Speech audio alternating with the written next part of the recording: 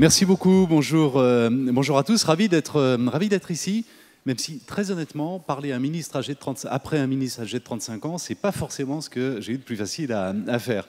En tout cas, lorsque Thomas Gemet m'a proposé, il y a quelque temps déjà, de venir parler de la simplicité, à vrai dire, j'ai relativement peu hésité parce que, vous l'avez dit, la communication publicitaire de la Maïf renvoie, je crois, avec ces dessins extrêmement épurés, ces personnages filaires que vous avez sans doute à l'esprit, renvoie, je crois, à une image de simplicité. Et ça me paraissait relativement naturel que la Maïf vienne s'exprimer sur ce sujet. Alors, ces personnages filaires que vous connaissez bien, renvoient finalement deux idées de la simplicité, ou plus exactement à deux définitions finalement de la simplicité. Ces deux définitions, c'est quoi? C'est d'abord la simplicité, évidemment, comme contraire de la complexité. Ce qui est facile, c'est ce qui est simple, pardon, c'est ce qui est facile à comprendre, facile à appréhender, facile à utiliser, facile à exécuter. Et puis ça renvoie également à l'idée finalement que la simplicité, c'est le contraire de la duplicité. La simplicité, c'est une forme de franchise, d'authenticité, de spontanéité également dans l'expression, de sincérité. Mais ceci étant, je crois qu'il ne faut pas s'y tromper. Et ce que je voudrais essayer aujourd'hui de vous dire, c'est que derrière cette apparente innocence des personnages que l'on voit derrière moi, je crois qu'en réalité, l'idée de simplicité est une idée qui est profondément subversive. Alors, je vais essayer de démontrer en quoi la simplicité est quelque chose de subversif. D'abord, la simplicité en tant que contraire de la complexité, c'est déjà un peu subversif. C'est déjà un peu subversif parce que, on va le voir, ça remet en cause, en réalité, l'organisation et les modes de fonctionnement les plus profonds, les plus ancrés de nos entreprises, et en particulier des entreprises un peu anciennes, comme celle que j'ai l'honneur de diriger. Le secteur de l'assurance, d'ailleurs, est un bon exemple de la complexité de ce monde.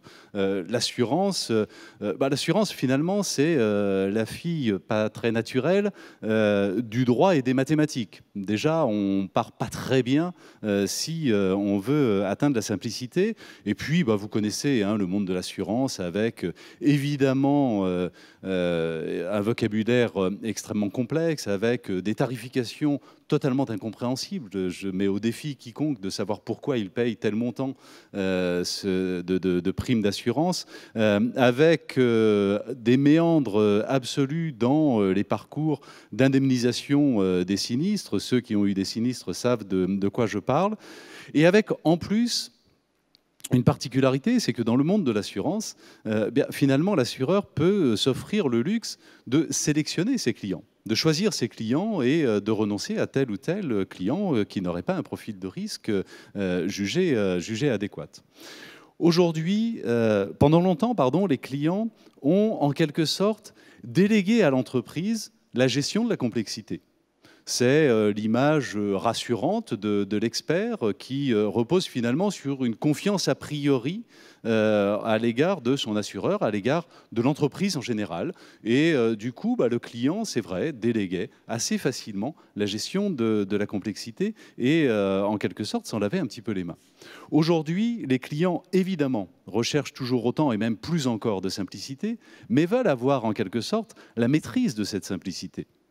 Veulent que cette simplicité, ils puissent la mesurer à travers leur expérience réelle, à travers l'utilisation concrète du service dont ils veulent bénéficier.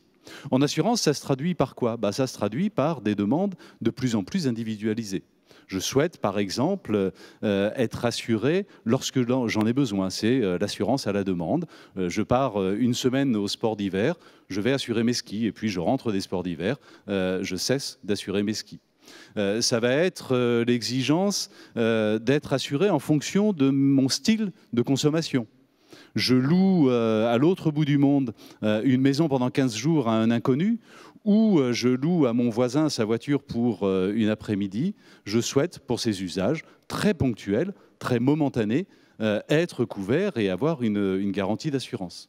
Je souhaite également que mon assureur puisse adapter sa tarification aux usages qui vont être les miens. Par exemple, c'est tout ce que l'on connaît sous l'appellation Pay When You Drive, par exemple. Je ne veux payer mon assurance automobile que lorsque j'utilise effectivement mon automobile. De la même manière d'ailleurs, je sais en tant que client que le Big Data permet désormais d'individualiser la tarification. Je refuse évidemment de payer pour mon voisin dont je sais parfaitement qu'il est un mauvais conducteur, voire un ivrogne. Et donc, tout ça contraint, on le voit bien, et c'est en ça qu'il y a un côté subversif déjà dans cette recherche de la simplicité. Tout cela contraint les entreprises de la vieille économie comme les nôtres, en réalité, à des réformes extrêmement profondes, à la fois dans leur organisation, dans leur mode de fonctionnement et dans la manière dont ils appréhendent la relation client, en renonçant finalement à cette idée un peu de surplomb par rapport aux clients, mais ça oblige les entreprises d'être sur un pied d'égalité à l'égard de leurs clients. Ça, c'était la simplicité comme contraire de la complexité. La simplicité comme contraire de la duplicité est une idée encore plus subversive. Parce que non seulement on touche à l'organisation ou au mode de fonctionnement de l'entreprise, mais on va toucher là à une remise en cause extrêmement profonde des comportements des individus eux-mêmes et de la manière dont on travaille au quotidien, où on se comporte avec autrui. En réalité, il y a un soupçon de duplicité à partir du moment où on soupçonne l'entreprise d'avoir des intérêts qui sont divergents ou qui sont contraires aux intérêts de leurs parties prenantes, qu'il s'agisse des clients ou qu'il s'agisse des salariés très principalement. Et pour atteindre la simplicité, l'entreprise est sommée en quelque sorte de faire la démonstration qu'il n'y a pas de duplicité, qu'il n'y a pas de contradiction entre ses intérêts et ceux de ses parties prenantes. Alors reprenons les deux exemples, clients et salariés. Là aussi, dans la relation client, je trouve que l'exemple de l'assurance est relativement parlant. Lorsque l'on est assureur, on peut avoir assez facilement la tentation, finalement, de jouer ses intérêts propres contre les intérêts de ses clients. Ça veut dire quoi en pratique? Ça veut dire essayer, par exemple, de vendre des contrats ou des garanties totalement inutiles. Et je pense que dans la salle, il y a un certain nombre de personnes qui ont effectivement des contrats liés à leur carte bancaire, à leur téléphone mobile ou que sais-je, dont l'utilité, ou en tout cas le recouvrement avec d'autres contrats plus couvrants, est évident. De même, un assureur peut avoir la tentation d'être un peu rétif à une bonne indemnisation en cas de sinistre. Et on voit bien que c'est son intérêt de court terme. Dans le premier cas, il augmente son chiffre d'affaires. Dans le deuxième, il augmente sa marge. C'est évidemment son intérêt, pas tout à fait celui du client. Moi, je suis convaincu, et c'est le modèle de développement et même le modèle économique que l'on essaye de mettre en place, que l'on met en place à la Maïf, je suis convaincu qu'en réalité, la bonne réponse réside dans l'alignement des intérêts des uns et des autres. Lorsque vous délivrez un bon conseil plutôt que d'essayer de réaliser une vente forcée. Lorsque vous indemnisez bien un sinistre plutôt qu'être un peu réticent sur cette indemnisation et que même éventuellement vous allez au-delà des obligations strictes prévues dans le contrat et que vous essayez de rendre un service encore meilleur. Qu'est-ce qui se passe en retour ? Il se passe, c'est notre cas à la Maïf, il se passe que vous avez un taux de fidélité de vos clients qui n'a rien à voir avec le taux de fidélité du marché, qui peut être de l'ordre de 3, 4, 5, 10 fois meilleur que celui de vos concurrents. Quand on connaît le coût d'acquisition, et vous le connaissez aussi bien que moi, d'un nouveau client dans un secteur comme celui de l'assurance, on voit qu'en réalité, c'est tout un modèle économique que l'on construit, et c'est toute une rentabilité de long terme que l'on construit sur la recherche de la satisfaction du client et sur le fait de ne pas avoir des intérêts contraires à ceux de ses clients. En matière de management, dans la relation avec les salariés, je crois que le sujet est exactement identique. La simplicité en tant que contraire de la duplicité, c'est effectivement essayer d'aligner les intérêts de l'entreprise sur ceux de ses collaborateurs. classiquement, une entreprise est évidemment soupçonnée d'avoir des intérêts complètement divergents par rapport à ceux de ses salariés. On a évidemment intérêt, lorsque l'on dirige une entreprise, d'avoir une masse salariale la plus faible possible, un coût du travail le moins élevé possible et la productivité la meilleure possible. En réalité, moi j'ai deux convictions en termes de management. Deux convictions extrêmement simples, d'ordre un peu différent. Une conviction d'ordre éthique et une conviction d'ordre pratique. La conviction d'ordre éthique, c'est que, au fond, lorsque l'on dirige une entreprise, ou tout simplement lorsque l'on est manager dans une entreprise, que l'on a des collaborateurs sous son autorité, on a évidemment un impact très significatif sur leur bien-être, sur leur épanouissement. À partir du moment où on a un impact sur le bien-être ou l'épanouissement des gens, il est inconcevable dans mon esprit de ne pas tout faire pour assumer cette responsabilité et améliorer effectivement, ou en tout cas chercher à améliorer le bien-être et l'épanouissement des collaborateurs en question. Et puis j'ai une conviction d'ordre pratique, c'est que lorsque vous cherchez effectivement à améliorer le bien-être et l'épanouissement de vos collaborateurs, vous allez mettre en place les mesures nécessaires pour cela. Vous allez bien sûr obtenir une amélioration de cet épanouissement, mais vous allez surtout, et ça je peux vous garantir que ça fonctionne, vous allez surtout obtenir une augmentation incroyable de la performance de votre entreprise. Augmenter l'épanouissement d'un collaborateur, c'est évidemment augmenter sa motivation, c'est évidemment augmenter son engagement. Accorder plus de liberté à ses salariés, c'est évidemment leur permettre de prendre beaucoup plus d'initiatives, d'être infiniment plus innovants, d'être beaucoup plus agiles. Se conduire avec bienveillance à l'égard de l'ensemble de ses collaborateurs, leur accorder une confiance a priori, c'est par symétrie faire en sorte qu'eux-mêmes se comportent de la même manière avec vos clients et qu'il y ait effectivement dans la relation client un niveau d'empathie beaucoup plus élevé. On a mis en place depuis 3 ou 4 ans un management par la confiance, par l'envie au sein de la Maïf, et je peux vous dire de manière empirique, expérimentale, que ça marche et que ça marche même incroyablement et qu'on crée une dynamique folle en faisant ça. Simplicité comme contraire de la duplicité, mais vous voyez bien déjà le caractère finalement assez subversif, parce que ça remet en cause complètement nos modes de fonctionnement et nos comportements de cette idée de simplicité.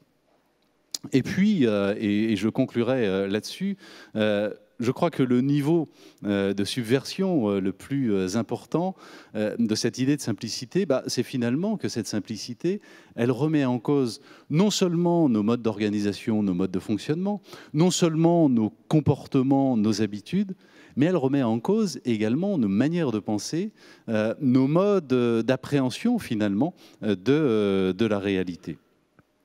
Là aussi, je vais prendre 2 exemples rapidement. Sur le sujet de la complexité. La complexité, en réalité, valorise énormément les gens qui ont des responsabilités, qui exercent des responsabilités dans l'entreprise. Et d'ailleurs, les dirigeants, les managers que nous sommes, avons été très largement recrutés, sélectionnés, choisis par notre capacité à gérer de la complexité. Parce que nous avons une certaine capacité à la comprendre, à l'appréhender, à prendre de bonnes décisions dans un environnement complexe. Et c'est bien ça qui caractérise d'une certaine manière le dirigeant ou les managers d'une entreprise. Et donc, évidemment, dans ce contexte-là, dans ce cadre-là, il n'y a aucune incitation, en quelque sorte, à aller vers plus de simplicité. C'est contraire à la formation généralement que l'on a reçue, c'est assez largement opposé à notre manière de penser. Ça peut même être contraire aux intérêts des dirigeants, à nos intérêts. Ça peut même heurter, et ça c'est évidemment le pire de tout, l'ego en question des dirigeants. Et donc on voit bien que la recherche de la simplicité impose un changement de perspective, un changement d'état d'esprit qui est extrêmement profond. De la même manière, la simplicité entendue comme duplicité. Au fond, la duplicité, finalement, c'est quand même relativement valorisé. La duplicité, c'est quand même un moyen extrêmement rapide d'obtenir une solution face à éventuellement des opposants qui seraient opposés justement à cette solution.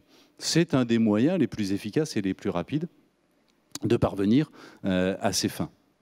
Pour ma part, je suis convaincu que l'on obtient par ce genre de méthode que des solutions extrêmement court-termistes. Je suis convaincu, au contraire, qu'il est temps d'une certaine manière de promouvoir une certaine idée de la sincérité, d'avoir l'ambition finalement d'imposer la sincérité dans le management de nos entreprises. Alors, j'ai bien conscience qu'en disant cela, finalement, j'ouvre la voie à un troisième sens, à une troisième définition du terme de simplicité. Ce troisième sens, c'est la simplicité entendue comme naïveté. Je mesure d'ailleurs parfaitement qu'il y a peu d'écart entre naïf et naïf.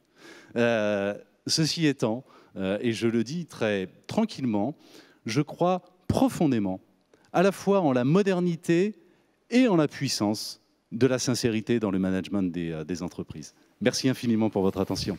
Merci.